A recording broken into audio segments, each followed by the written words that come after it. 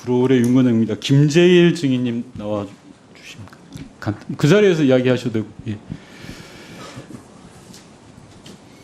예, 신문하겠습니다. 조병로 증인에게 영등포소 마약 수사 관련해서 사건을 확인해 달라라는 요청을 하신 바가 있습니까? 예, 아니오로 좀 짧게 이야기해 주십시오. 요청하신 바 있습니까? 예, 전화한 적은 있습니다. 전화를 몇 차례 했습니까? 전화 한 차례 했습니다. 한 번밖에 하지 않았습니까? 잠깐만요. 정확하게 이야기하셔야 돼요. 잠깐만요. 마이크 좀 켜주셨으면 좋겠어요. 예, 정확하게 이야기하셨는데 한 차례밖에 안 하셨습니까? 그날이요? 10월 5일. 그날이 아니라 이번 사건과 관련해서 전화를 어느 정도 했냐라는 말씀을 드리는 10월 겁니다. 5일 날 그때 최초로 5시인가 그때쯤 한 번 했고요. 예. 그 이후로는 전화 안 하셨습니까? 아니요. 그 다음에도 저희 직원들 사이에서 아니, 증인이 전화했는지 안 했는지 한두 번 더 했습니다. 한두 번 더 한 게 아니라 많이 하셨죠. 조병로 증인에게도 묻겠습니다. 오전에 답변을 보니까 저는 좀 황당했습니다. 네. 조병로 증인이 백혜룡 증인에 대해서 전화한 거에 대해서 전혀 문제가 없다라는 식으로 이야기를 하는데요. 사건의 진행 상황에 대해서 확인 문의하는 게 사리에 맞고 합당한 일입니까? 조병로 증인? 예, 아니오로만 답해 주시면 일단 되겠습니다. 국정감사 아니요, 예, 차원에서 아니오로만 업무 협조 답해 주십시오. 차원에서 합당한 일입니까? 일단 국정감사 차원에서 아니요, 네, 요청 조병로 증인 사건의 진행 과정에 대해서 확인하고 문의하는 게 경찰 공무원으로서 합당한 일이냐고 물었습니다. 합당한 일입니까? 일단 답변하세요. 사리에 맞고 합당한 일이냐고요. 국정감사 오전에 차원에서 그렇게 답변하셨잖아요. 전혀 죄가 없다. 난 잘못한 게 없다라고 답변하셨잖아요. 국정감사 차원에서 업무 협조가 왔고 언론 브리핑 내용 중에 세관 직원 언급 여부 그래서 사리에 맞고 합당하다. 그런 차원에서 했고 제가 되돌아보면 자, 경찰 소관 그만하시고요. 네. 조지호 청장님께 묻겠습니다. 며칠 전 언론 보도를 보니까 자천승이 아니라 자천을 시킨 거다. 조병로 증인에 대해서 그렇게 말씀하신 바 있죠. 예. 방금 조병로 증인께서 심각한 이야기를 하셨습니다. 국정감사를 핑계를 대면서 기관과 기관 간에 여러 가지 이야기를 할 수 있다라는 식의 이야기를 하는데요. 청탁금지법하고 사건문의 금지제도 위반 사항 아닙니까? 위반입니다. 자, 그런데 경찰의 경무관이라고 하시는 분이 저렇게 답변하는 거 그냥 두고 봅니까? 그리고 저런 부분들에 대해서 아무런 조치를 취하지도 않은 게 이게 말이 됩니까?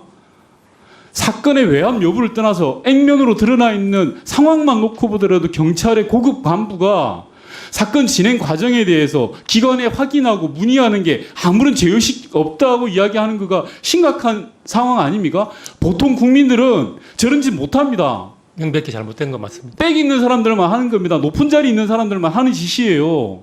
경찰 고급 간부가 이거에 대해서 국회 청문회장에 와서 아무런 죄의식도 없이 당당하게 이야기합니다. 의원님, 이게 말이 됩니까? 의원님 제가 말씀할 기회를 조용히 하시고요. 경찰청장한테 제가 질의하고 있습니다. 경찰청장 조지호 증인 어떻게 생각합니까? 잘못된 거 맞습니다. 좋습니다. 뒤에 인천세관장 앉아주십시오. 다음은 이번 사건에 대해서 백혜룡 경정의 징계와 관련해서 좀 살펴보겠습니다.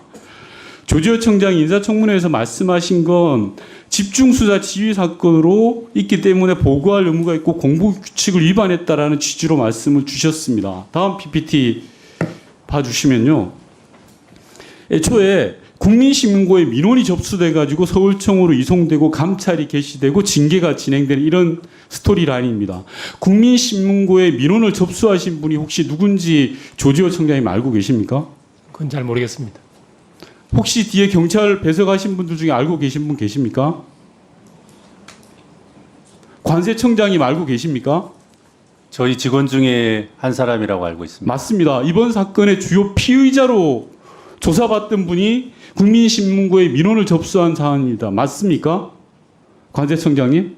예, 그런 걸로 알고 있습니다. 자, 그러면 액면으로만 보겠습니다. 주요 피의자가 신문고에 민원을 접수해서 억울해서 할 수 있습니다. 그런데 그걸 서울청에서 조사해서 감찰 개시하고 징계를 내린 흐름입니다. 저는 이게 국민적 상식으로 볼 때 여전히 말이 안 된다고 생각을 합니다. 제가 하나하나 따져볼게요.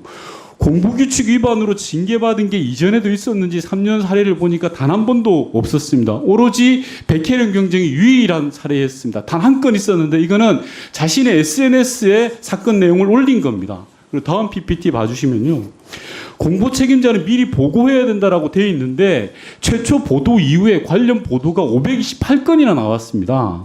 그러면 이 528건에 대해서 모두 보고해야 된다는 논리예요. 경찰이 지금 백혜련 경정을 징계한 사유는 저는 도저히 말이 안 된다고 생각을 하고요. 백혜련 경정 마지막으로 네, 30초 네.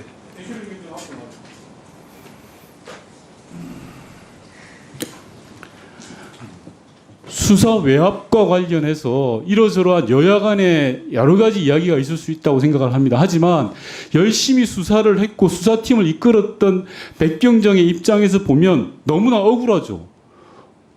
경찰 역대급 수사를 하고 실적을 올렸고 그걸 보고했는데 돌아오는 것은 오히려 징계입니다.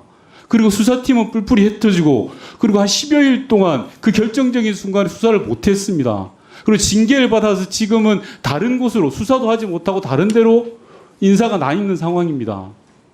하실 말씀 많을 것 같아요.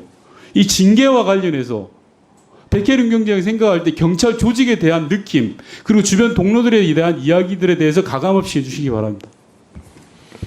이 징계 절차가 이루어진 게 지난 5월 23일 형사과장이 수사를 종결해달라고 요구를 합니다. 그걸 제가 지금 조지호 청장님의 의중이라 이렇게 말씀을 드렸는데요. 예, 그 명을 수명하지 않았기 때문에 이런 결과가 발생했다고 저는 생각을 하고 있습니다. 지금 저는 수사 기록도 수사팀하고도 소통을 할 수가 없습니다. 제가 이 수사 기록 관련해서 언론에 언급을 하면 또 다른 징계가 예상되어 있습니다. 위법한 징계임을 알고 있음에도 제가 이의 신청을 했음에도 단 한마디 언급도 없고 어떻게 절차가 진행되는 그런 얘기도 없습니다. 위법한 명령을 했으면 일단은 위법한 행정명령 했으면 일단은 원상회복이 먼저고요. 그 이후에 책임을 지실 부분이 있으면 책임을 지셔야 된다. 이렇게 말씀드리겠습니다. 네, 수고하셨습니다.